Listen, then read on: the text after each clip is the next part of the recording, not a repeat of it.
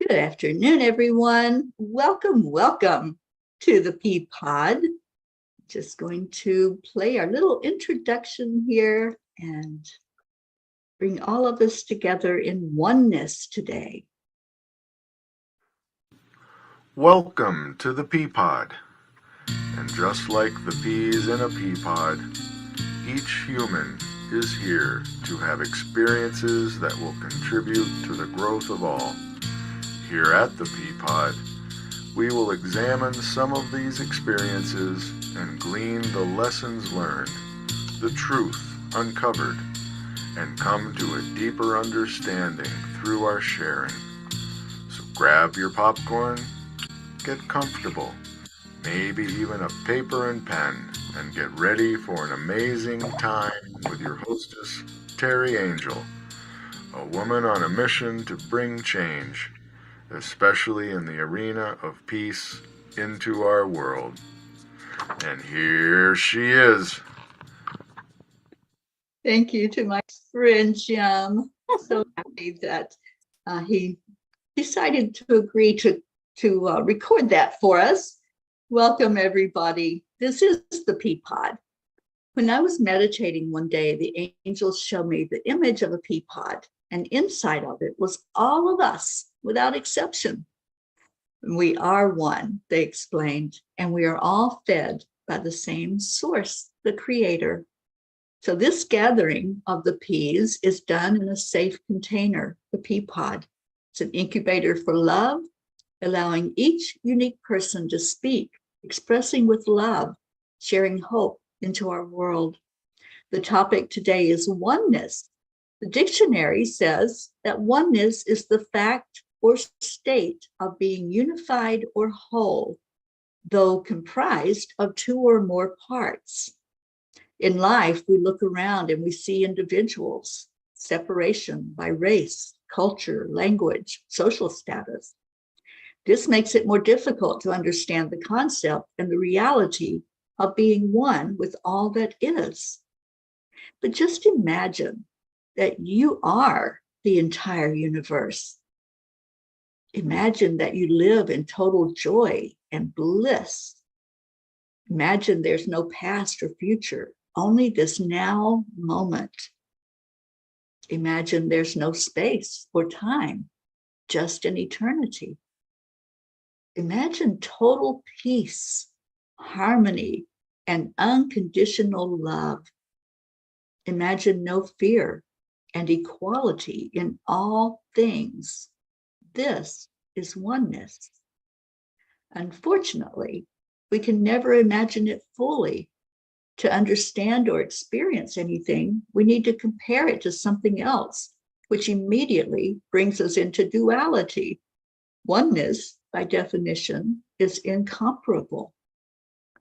So is it ever possible to know oneness? That's what we're going to explore today.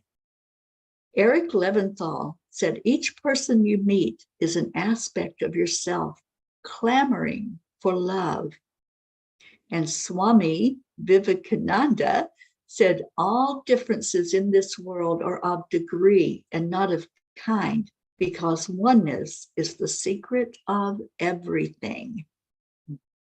Today, please help me welcome Rosalyn Piza, who most of us know as Rosalyn Good Vibes. Hi.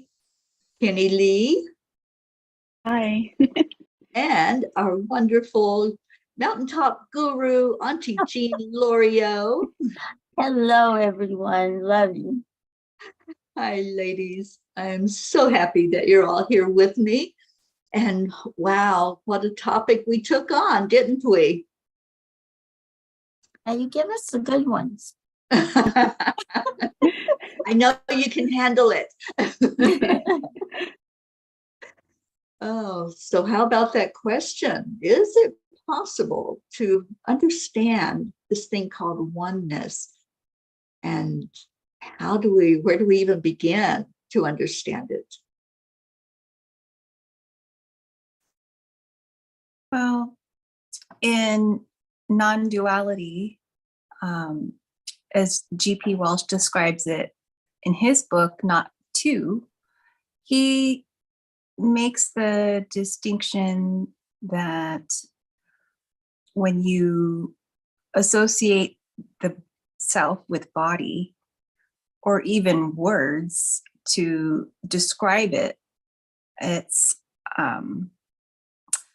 kind of puts it in a container. And so when we talk about oneness, it's that comparing that you reference, like how, make me one with everything. Like, what does that mean? Like one as opposed to many. And so I think talking about it from the perspective of what it's not, I could speak to in terms of what it is. Maybe others can share what it is, if it's a feeling or if it's a knowing. Like what is it?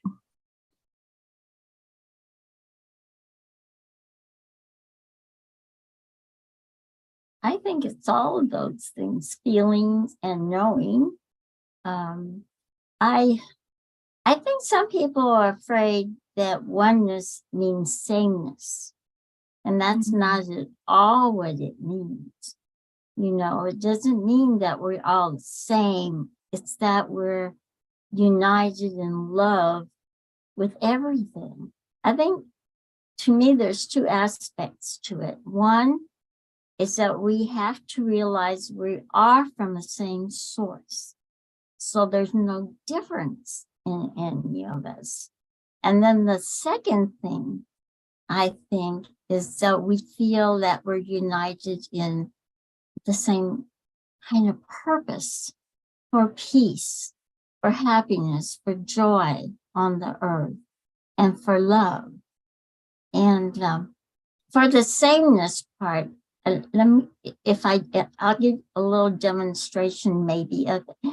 My brother-in-law is a potter, and that means he takes clay and he makes things out of it. I've seen him do it many, many times.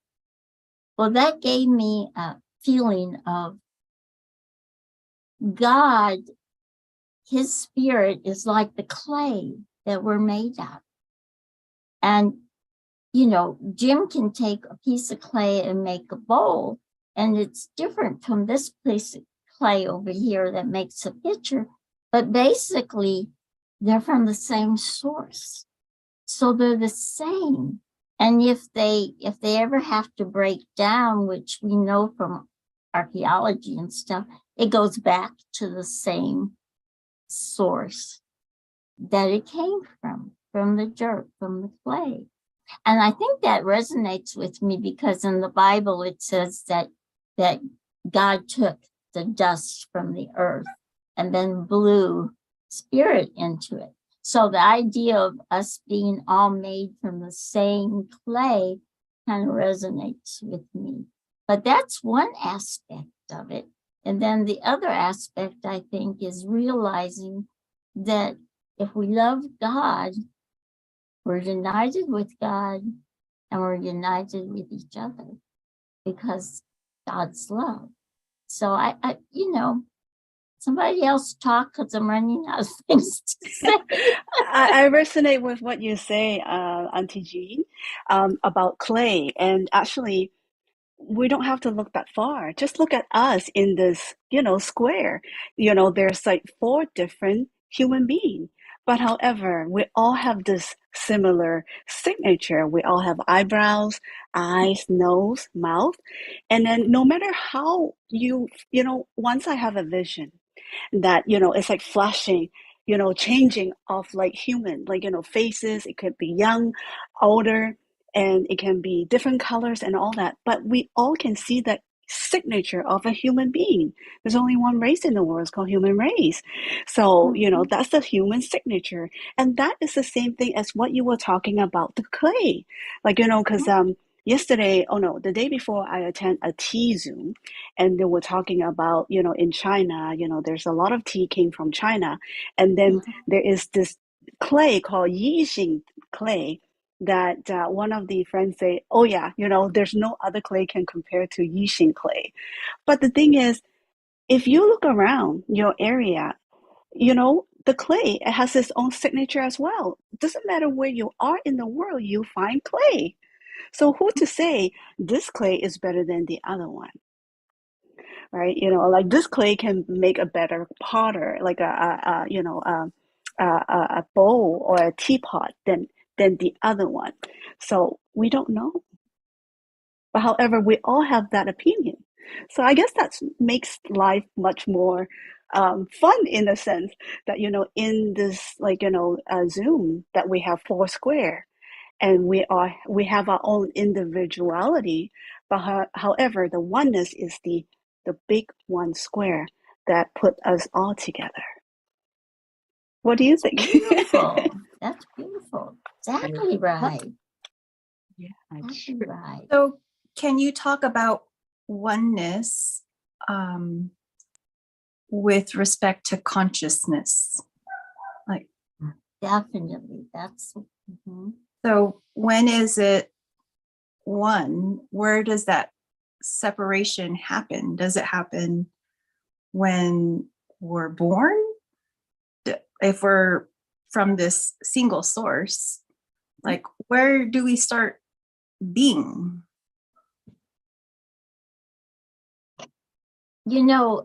That's one thing that I'm starting to learn from doing the Course in Miracles, is that we're all born with the same purpose, with the same, I guess, assignment that God gave us, the same feelings, but we get influenced by illusions, we get influenced about things as we grow, and it changes us and makes us appear different. But underneath in our hearts, where God placed that love, it's the same in all of us. And the trick to do, well, I guess the answer is for us to all go inside and find that. So, and I think all of you, and I know all of you, and when we do the different things that we do, we feel that oneness so strongly. It's so hard to explain. It's like I tell people about our chanting. We chant horribly. No, we sound awful. No, I'm being serious. I can't even carry a tune, and we're just all bad. I think Teri and Karen are pretty good, but we are just all off.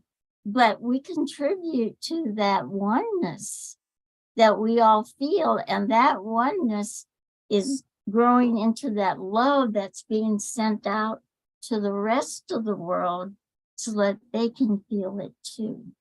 And someday, I'm sure all of us will feel it. It's just a matter of how soon. We have to. I'm sorry. What a great point, Jean. We judge by what our senses are telling us. So our sense of hearing says, oh my gosh, what are they doing? What are they even doing? Trying to come on and do this together. It's what we're feeling and what we're putting out that matters. But yet there's that, in the duality, there's that judgment of it, not sounding good. Just like when we look at something that might be repulsive and we can't identify with that because we can't say, that's not part of me, that's not me. So what a great point that you just made with that. And yeah, I agree. We sound awful, but it's coming from our heart that's important. So what changed for me was Dr. Wayne Dyer. And I listened to him one day in one of his talks, and he's explaining that when in the scriptures, when asked about God, the scripture says, I am that I am. And he said, what if you put a comma after that. I am that. I am. And he had us do this exercise of looking at things. I would look at my cat and I would say, I am that. I am that. Or I'd look at a tree. I am that. It changes your whole perspective on things when you think we're all God. We are all made in God's image and with a spark of God in us in this life. So when we look at anything, whether we're listening to a group of people, or we're looking at 4 people on the screen, we're looking at the homeless person on the street, whatever it is, I am that. And wow, let's talk about that, ladies. How hard is it sometimes to look at something and say, I am that? I'm on the very journey right now to see that as a double sword. From the very first breath that we take, as soon as we enter to this earth school, until the last breath that we take, that we exhale, it's all about learning. To Auntie Jean's and also Teri, the point about seeing that oneness. Water. Have you heard about the 100 monkeys syndrome? Oh, yes. Right? Yes. So, they were running experiments from one side of the world with a lot of monkeys and experimenting. If they press the first button, the banana come out, peel. The second button come out, unpeel, and then the second one, peel. So somehow they were running this experience, and then they went to the other side of the world and running the same kind of experiment with different kind of monkeys. Somehow, some way, the other side of the monkey gets it.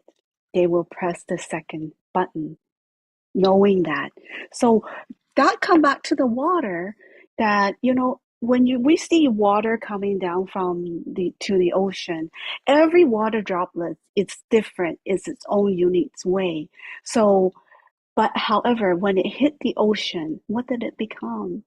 Become that strong, powerful ocean. So it doesn't really matter. Every contribution counts. You can be like, up in the mountain doing, be a yogic and not seeing the world for like 30 years. Or you can be here and experiencing all the, human being, like suffering and all that. But it doesn't really matter. And even right now when we are talking, everything that would contribute to the evolution. So I'm not sure, is the evolution the oneness? When you were talking about the monkeys and the bananas, Yes. are you saying that the monkeys on the other side of the world knew what to do because of what the monkeys had done on this side of the world? Exactly. Okay, that's what I thought you were talking about, because Yes. I've been fascinated. Teri's heard me talk about this before, going into the quantum physics. And they did an experiment. First of all, I don't know if a lot of people know this, but if we had the right instruments to see our world with, we see like what we see now is like we see a lot of empty space. That space is not empty. There's something in all the space. There's things in there. Okay. So they did an experiment in quantum physics where they sent a message from, I believe it was Chile, all the way over to the other side of the world to see if they would have the same reaction. And I'm trying to remember what it was that were getting to react. My mind, I am 77. Anyway, when they did the experiment, it read what had happened over here in Chile, way on the other side of the world. that message somehow got sent through the quantum, through to that. And that's amazing when you stop and think about it. It means that we're all connected. That the Exactly. scientists don't understand how our world works. Yeah. And many of them are now saying, okay, there's something here that is God-like, is spiritual, because there's no other explanation for it. Yeah. So I don't know if that helped or hurt, but anyway, that's, I mean, it is, we're all connected. We're all one. I've heard it referred to as the God particle. The God particle. There you go. Yeah, she's younger than me. She remembers things. And I read a lot. I do read a lot. She does. She reads a lot. Well, I do too, but I forget what I read. So. You know, along that line also, not just humans or animals, but nature also corresponds with each other, or that's the right word, communicates with each other. Mm-hmm. They've looked at like our trees. And there was one event that happened where there was a chemical that was put on certain trees in one area. And so they reacted to this chemical in a certain way. And miles and miles and miles away, there were trees having the same symptoms that these trees were having as their reaction, but they weren't exposed to that chemical. So there's a communication process that we have learned about that's happening through the underground, through the roots, where the trees do talk to each other, and they do know things, and they talk to us. You know, if we're really still and listen to them. Eckhart Tolle explains that so well, that in the stillness, you can just sit with anything. It doesn't have to be a tree, anything, because everything has energy. You're going to receive that communication. You're going to hear what it has to say. Yeah, And just like what Auntie Jean was doing just now. She was like closing her eyes, like, you know, she put her hand here. Why? It's because naturally we feel.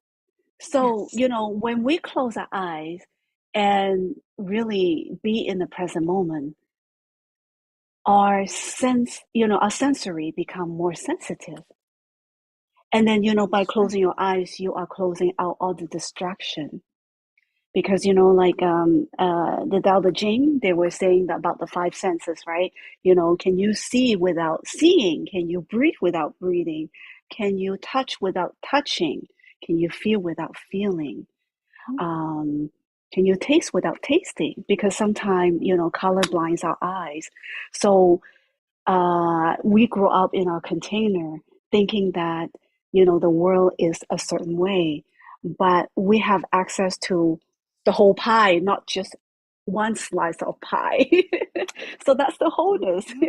You can see it from, you know, everything in life. Like, you know, we were talking about the tree, and yes, the root of the tree, they communicate and say that, oh yeah, you know, this part is having, because George Thompson from the Wayfinder, one time he was explaining about the tree communicate.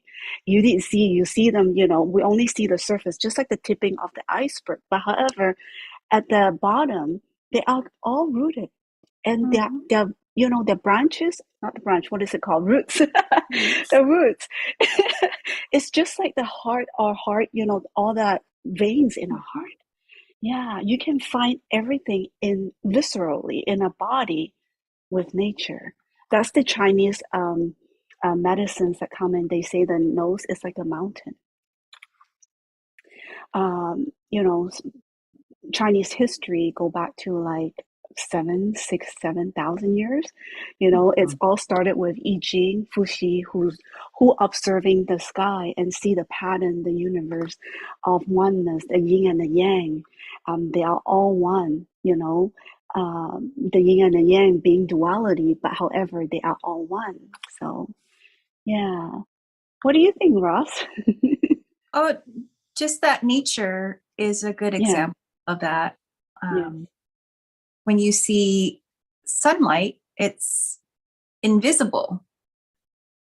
But then if you see a different spectrum, it's still the same light. It's still the same source. It just comes across a different color. Yeah. And I guess going back to the self, if there is this consciousness, like, how do we connect to that? If we're able to communicate, like, is that meditation? Is that a feeling? Is that our higher self? You know, you're saying that about the sunlight. In actuality, the light is a multitude of colors. Mhm. There are different rays. There's red rays, blue rays in that color, in that sunlight, in that light, but we don't see all the colors. And I kind of feel like becoming part of the oneness is raising your higher self to that level where you can actually see the different colors. You can feel the different feelings. That's kind of what oneness means. I think in the end, that's what we're striving for, is that kind of oneness. Not that we're all the same, but that we are conscious. It's just like I would tell people, say we have to accept one another, whatever color we are, whatever, you know, we have to accept. I don't think acceptance is that important. Well, it is important, but I mean, I think what we have to do is love the differences. I think that's what God wants us to do, is to embrace, not accept. Accept to me is, okay, well, I'll accept doing that. But to embrace it, to love it. And that's what being one is. I can love that tree, you know, as much as I love myself, because he's been around here for 109 years. Knows a little bit more than me. You know, I mean, that's what oneness is. It's not just communicating with our fellow beings, but with the whole universe. The whole universe is inside of us. And we need to feel that, acknowledge that. Yeah, Krishnamurti did say that, Krishnamurti, Jiddu Krishnamurti, he say that, when you find the world, when you find yourself, you find the world. And then the world is not out there, but it's in here. So Yeah. it's an inward evolution. Hmm. Yeah, Mm-hmm. Mm-hmm. Oh, that's yeah, so nice. yeah, Yeah, but our senses are going to tell us that it's outside of ourselves. Yeah. Right? Like yeah. I see the three of you, and you're not me, you're not in my Inside. little square. Our senses tell us something other than the oneness. They tell us the duality. They tell us that, there's something out there. But, if you really study about, especially about your eyes and how they bring things into your brain, it's not even what we're seeing right now. Our physical eyes have things like upside down and backwards. So that's not even real. What I'm looking at right now is not even what our physical eyes are saying. So it's all bringing it back to what is real. And it's like you were saying, Pennie, it's inside. Everything is inside. So I ask people a lot, who are you? And who were you before the world told you who to be? Because that's where the separation really begins, is at that point. We went to that earlier with that thought that we come in here knowing exactly who we are. We know we're spirit. And then we come here and we're told, oh no, you're such and such. You're Johnny, you're Sally, you're, whatever. And, you're taught to have this little personality which grows and expands the more you learn about the world. So I think it's such an interesting thing to really pause and think, who am I? Instead of just accepting, Auntie Jean, that I am this person that I've been told that I am. And I think when we do that, that's when our awakening happens. That's when we realize, oh, there's more to me than just this body. And there's more to me than just the color of my skin or my the way I talk or whatever. And that, to me, that's when we find oneness. When we find ourselves, we find out that that's really what this is all about. It's not about wars and conflict or trying to get along or trying to amass wealth. It's who are we really? And let's talk about that for a minute. Like, did you have that point of saying, I'm not really this. I'm not really this body or this stature in life or whatever. Was there a moment when it hit you that there's more than just what's right here that we can see with our physical eyes, although it's not the way it really is, we're still seeing it in a certain way. So G.P. Walsh talks about this in his Not To book.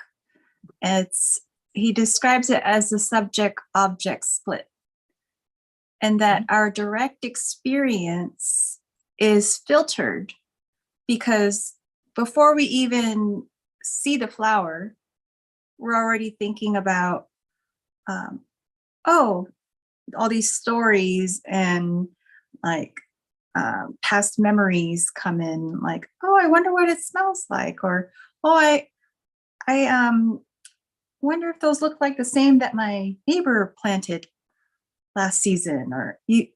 So your experience is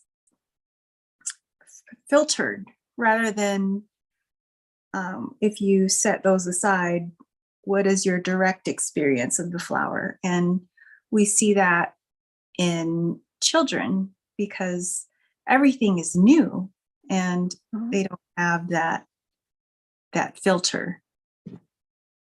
So I think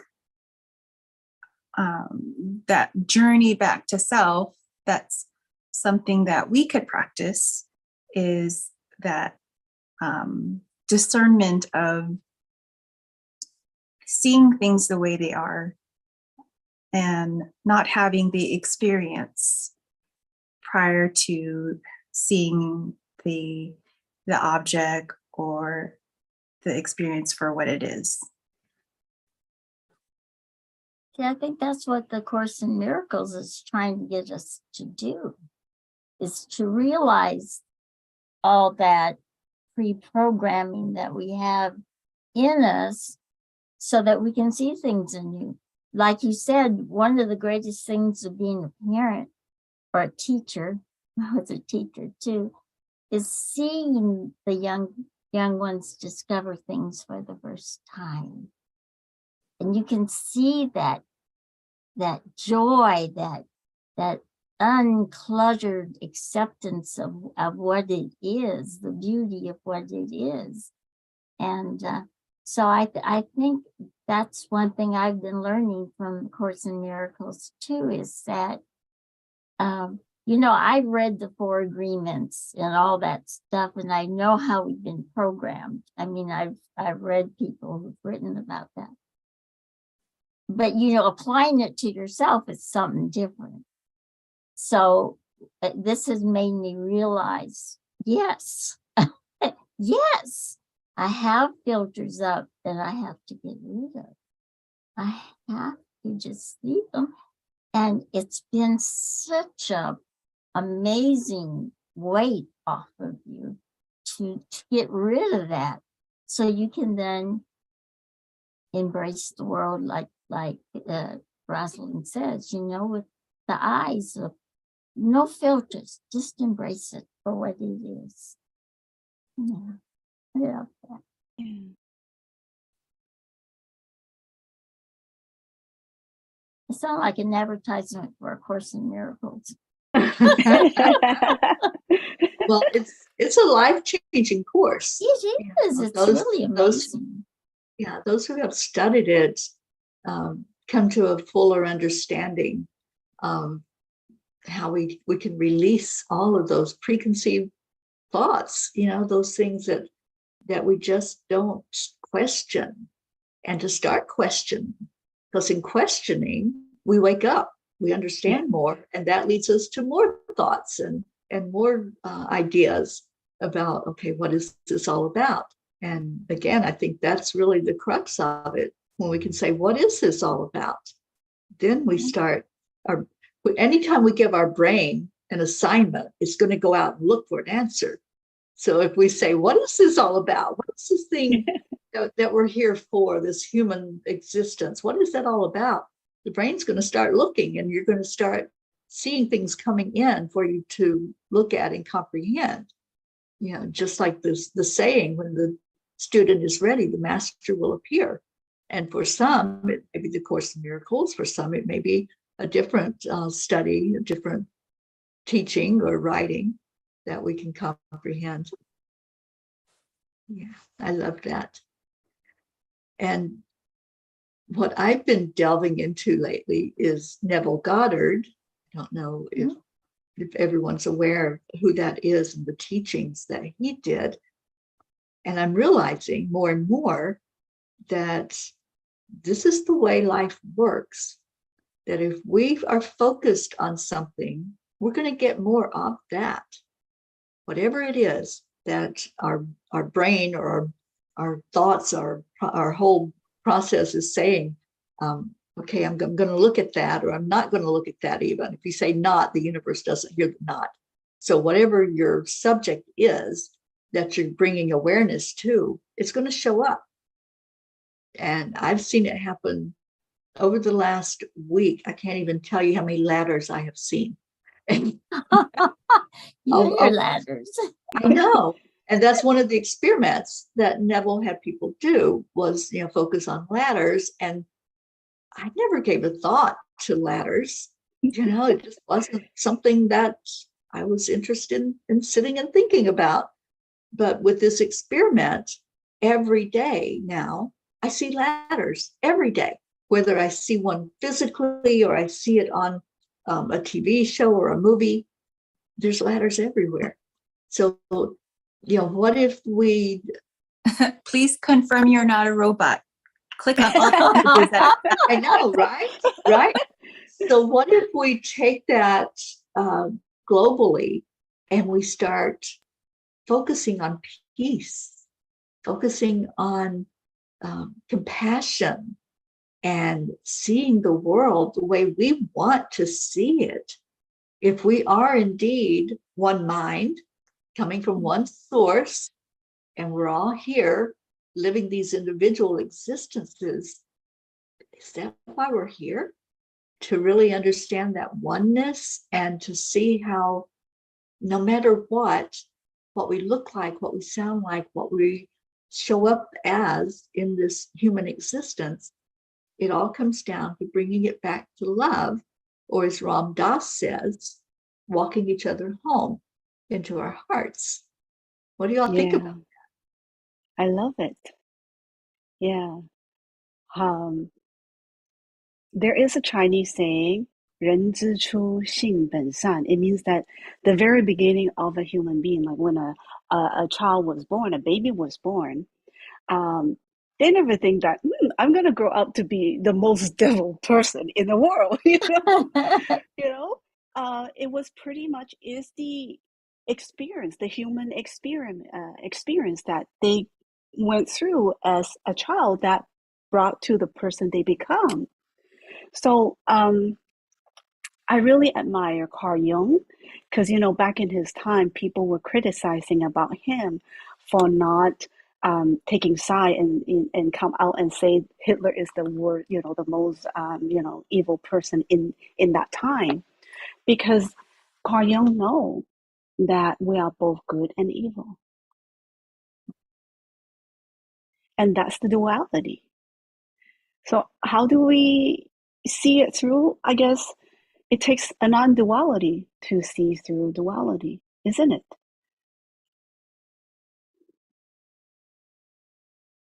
The You- knife cannot cut itself. Yeah. The lips cannot kiss itself, you know. The finger cannot touch itself. Yeah. Rosalind, you would like Neville because he's all about consciousness. And I think you really are interested in that. You know, it's really strange because probably the first book I ever read when I started to explore spirituality or explore something other than what I had, the illusions I had lived with all my life, was the universe is a green dragon. And in that book, it says that we are the consciousness of the universe. And now that we're doing all this studying, and you know, we're like, what's our purpose in that? In some ways, that's it. We're the consciousness of the universe. We're the oneness. We're the love that holds everything together. So it's so funny because that was like the beginning, but I think it's also going to be the end for me, is that consciousness. That, I'm sorry, I think out loud sometimes. May I share my experience? Please. Yeah. So when I was young, I can't remember how old, probably 12, I had very severe asthma and I actually stopped breathing. So to answer your question is consciousness, just like energy, it cannot be deleted. It can only be transferable. So, you know, even when I'm maybe, you know, a part of my body for like that split seconds, my consciousness, or would you say the consciousness, is still there. Without the consciousness, we won't be able to experience. Yeah. So, I mean, this is my own personal experience, and this is what I, you know, experienced from that, you know, near-death experience. It was my family who called me back because all I can see is just darkness. But like what Teri was talking about, you know, about light, you know, at the very beginning of the of this show, is light really bright, or is it darkness? Right? Is darkness also light? Because in the darkness, there's still this curiosity of me wanting to explore. Yeah. So I didn't get as far as really seeing a light because I hear a distant voice and then all of a sudden it comes really loud to a point that I have to open up my eyes. It was my family who called me back. Yeah. But it's an experience. Yeah. Well, I'm so glad they did. We got to experience meet you today. Yeah.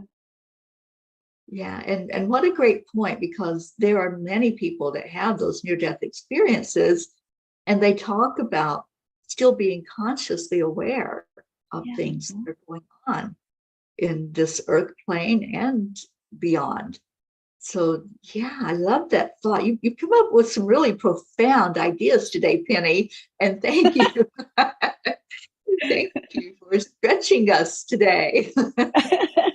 It is all the learning that, you know, been through since COVID. So, you know, all of this door has been opening up since. Yeah, a lot of things has, you know, evolved and changed and experienced. So yeah, I'm just sharing my own life journey.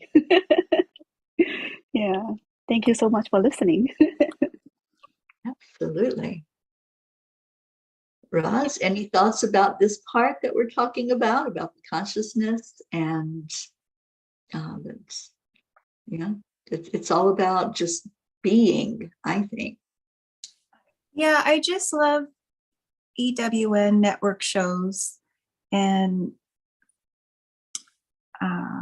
connecting with people to talk about these things. And hear, you know, what their perspective is around these questions. And it's I just really, you know, like EWN for all the content, and happy that we could talk about this topic today. Absolutely. It's a great platform.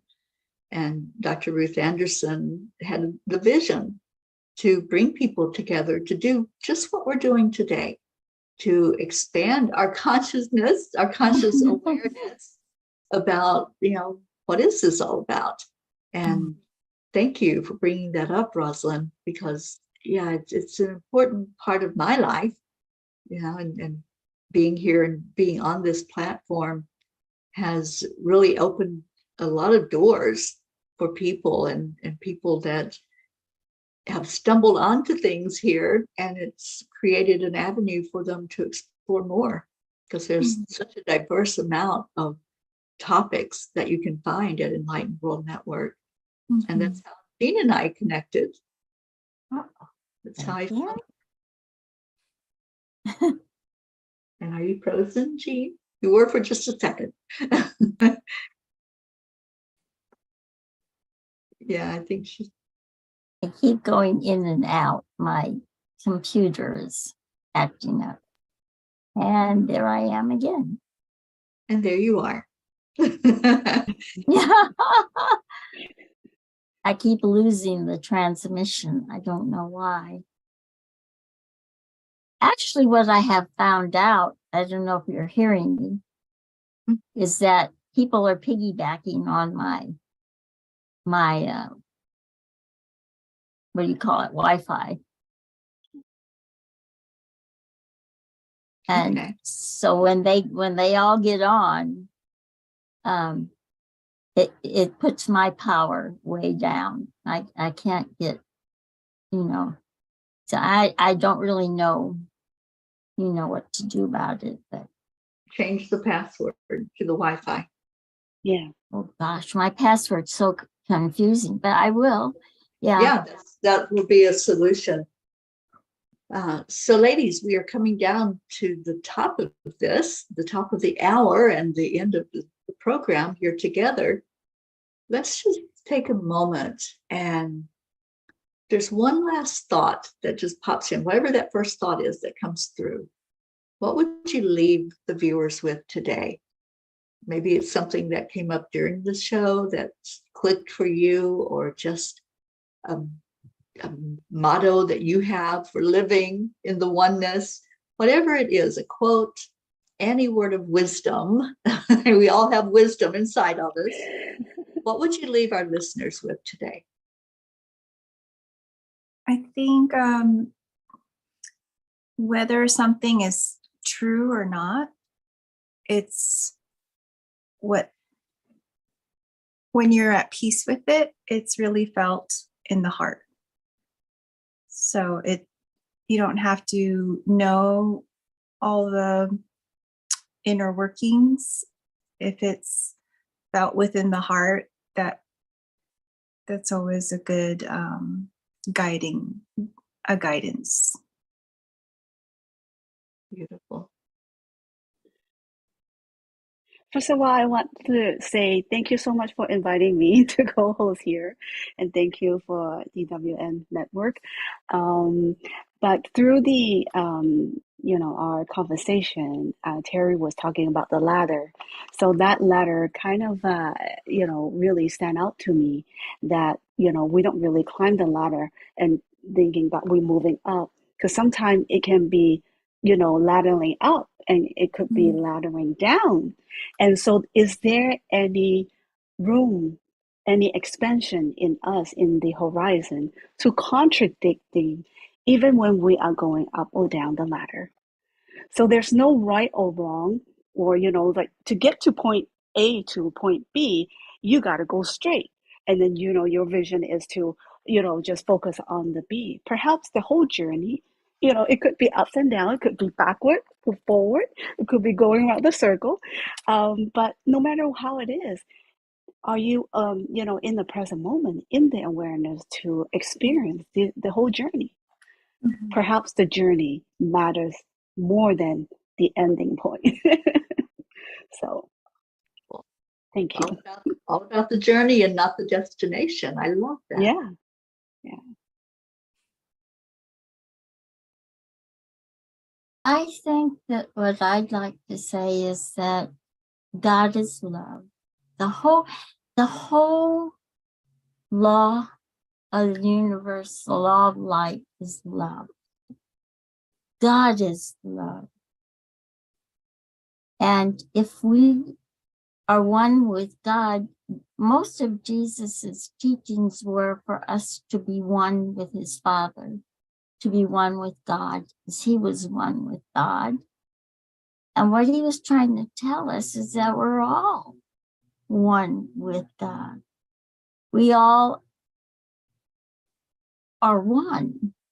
And since we were all created from the same source, which is God, we were created in his image. So we need to accept the oneness. There's that accept. I hate words. We need to be the oneness so that we understand that we're responsible for not just ourselves, but everyone. I know we say a lot, well, stay in your own lane and everything, which is what we have to do because everybody has to find it for themselves inside here, because that's where it is. But know that if you are one, if you are love, then it's all answered. You're one. You're one with God. You're one with the universe. You're one with everyone. That's what it's all about. I love it. It's all about love. Mm-hmm. Just boils it right down to the very meat of it, doesn't it? Because only love is real. And if we're out of our hearts and our head is telling us anything else, get back in the heart. Stay in your heart. That's what the angels always tell me. Stay in your heart, because that's when you know what's real and what's illusion. Mm-hmm. Ladies, this has been amazing. And I did put your bios in the written part of the description for this program, but there may be people who are not looking at that and they're just listening. Maybe they're in the car or away from where they can see it. So I'd like for each of you, starting with Rosalyn, just to take a moment and tell how we can reach you, because there may be someone that really you clicked with them and something that you said, they'd like to talk to you more about it. How would they do that? How would they reach out to you? Rosalyn? I'm always on Enlightened World Network. So my Facebook page is Rosalyn Good Vibes. And I love that. Thank you. Pennie? I host some Zoom on Wayfinders. So if you go to Wayfinders, which is a world community created by George Thompson, a YouTuber, talking about the Tao, the Taoist way, the yin and the yang, then you can find me there. But I also have my own YouTube channel called Life is Flow. So feel free to, drop a word or two. Thank you so much again. Your life is flow. Oh my Yeah. gosh, yes, you've been on the morning show, I believe, and made a comment on YouTube. Slow. No, I didn't. There must be another one that has that title. Yes, yeah, probably, yes. Yeah. Okay. So it's life in flow? No, it's life is flow.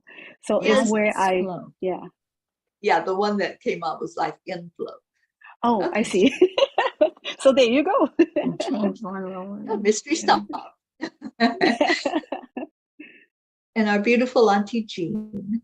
Well, it's the same with me and Rosalyn. I'm always on EWN, and I try to write a short story every week about Teri and I's trip. And but Facebook is Jean Lorio Facebook is the best way to get in touch with me. And I have the shortest profile. But I love you all. There's no comparison. We're all equal. Well, I know that. I just always have to do that because of stuff I haven't gotten rid of yet, I guess. Well, thank you so much, ladies. This has been amazing. And I know throughout the year, we're going to be discussing more about oneness and how we just come together in this thing called life to help each other, to support each other, to love each other. And so leave your calendars open for me when I reach out to you. I'd love to have all of you back on again and hold this beautiful discussion some more. So thank you for being fun. Thank you so much. In my opinion, life should be fun. And so every moment spent in joy is just bringing us closer to who we truly are, that being that loves and just is, and not so concerned about all the illusion and all the hardship that we're here enduring during this short span on earth. I want to thank everyone that came in today and those that were participating with your comments. Thank you so much. Love you. And I'll be back again next week. We'll do it again on next Tuesday. It's a different topic every week. So tune in and see what we're up to here at the Peapod.